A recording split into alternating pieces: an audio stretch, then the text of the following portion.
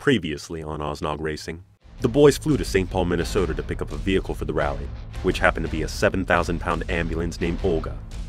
Later that night, Chris dreamt he was going to Mongolia and he wasn't prepared.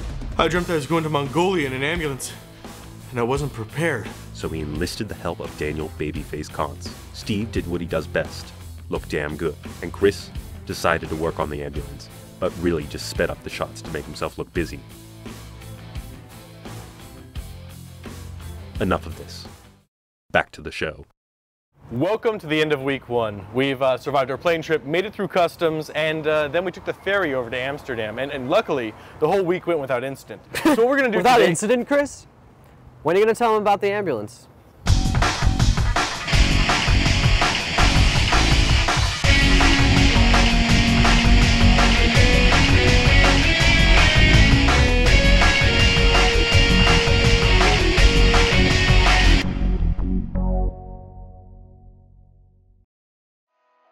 Our epic journey began by catching the red-eye at JFK and flying east over to London, before hopping on a bus and going over to pick up our European rent-a-car. I, of course, mastered English driving in no time and then sped over to the hotel, which, well, was a bit trendy. It even came with a bulldog and a tiara. The team explored the bustling city and found some of London's true beauties. Later that evening, we set up to shoot some downtown time lapses. Steve? He discovered the hotel bathrobe, while Dan and I discussed our bigger problem.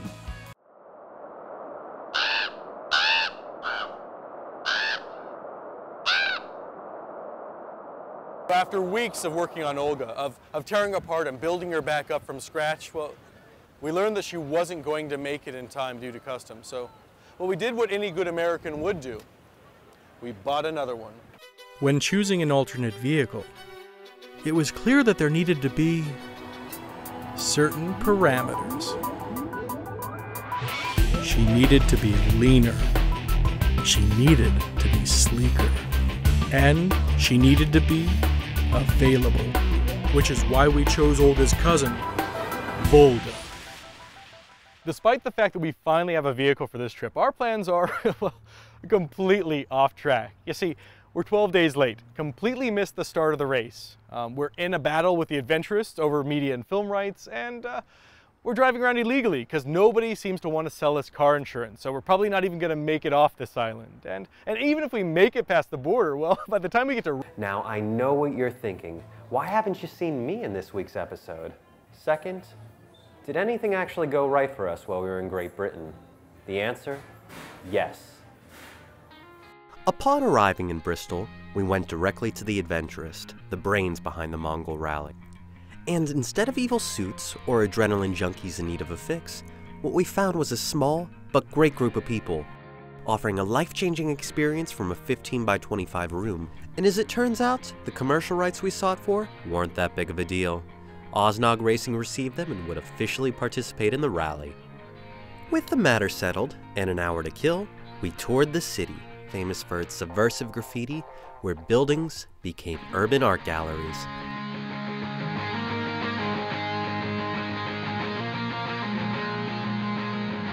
After an insightful yet all too brief visit to Bristol in the Adventurist, we hopped in the ambulance and headed to the port town of Hull, where we got another thing right. Lacking vehicle insurance, we approached the ferry with little hope of crossing the border. Even Chris was skeptical. Truthfully, I don't think we're gonna make it through. I think this might be a trip all around England. Tense moments ensued. But Volga passed through and into the cargo bay. Oznog Racing was on the move. The team reflected over the difficulties at such an early junction. This, however, was short-lived because the locals were hosting a festive parade celebrating Oznog's arrival.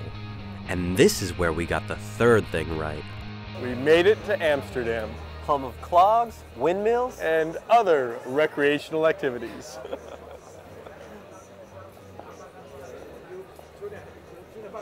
Where's Dan? Oh God.